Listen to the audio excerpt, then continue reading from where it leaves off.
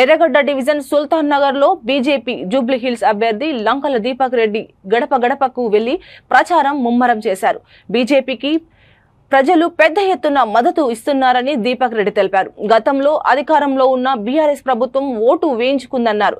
అభివృద్ధి పనులు చేయలేదని చెప్పారు. రాష్ట్రంలో ఓటు వేయించుకొని ప్రభుత్వం ఏర్పాటు చేసిన కాంగ్రెస్ కూడా జూబ్లీ హిల్స్ నియోజకవర్గంకు చేసిందేమీ లేదని ప్రజలు చెబుతున్నారని అభ్యర్థి లంకల దీపక్ రెడ్డి తెలిపారు. ఈసారి బీజేపీకి ఓటు వేసి గెలిపిస్తామని ప్రజలు హామీ ఇస్తున్నారని దీపక్ రెడ్డి తెలిపారు.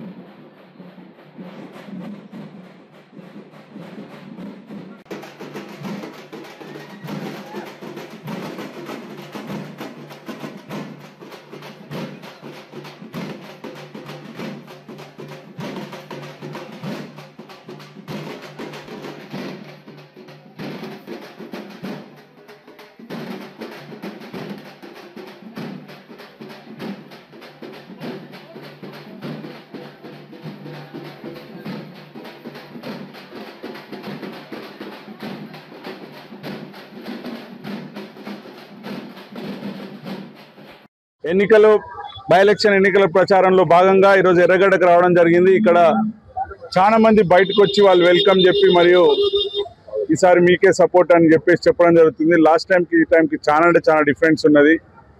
వాళ్ళు చూపించే ఆదరణ ఎక్కడైతే కాంగ్రెస్ గవర్నమెంట్ ఉండొచ్చు అంతకంటే ముందు బీఆర్ఎస్ గవర్నమెంట్ చెప్పి ఓట్లు వేయించుకున్నారు, కానీ ఇక్కడ ఏం చేయలేదు. డ్రైనేజీలు అట్లనే ఉన్నాయి, రోడ్లు అట్లనే ఉన్నాయి, ఏ ప్రాబ్లం చూసినా అట్లనే ఉన్నాయి.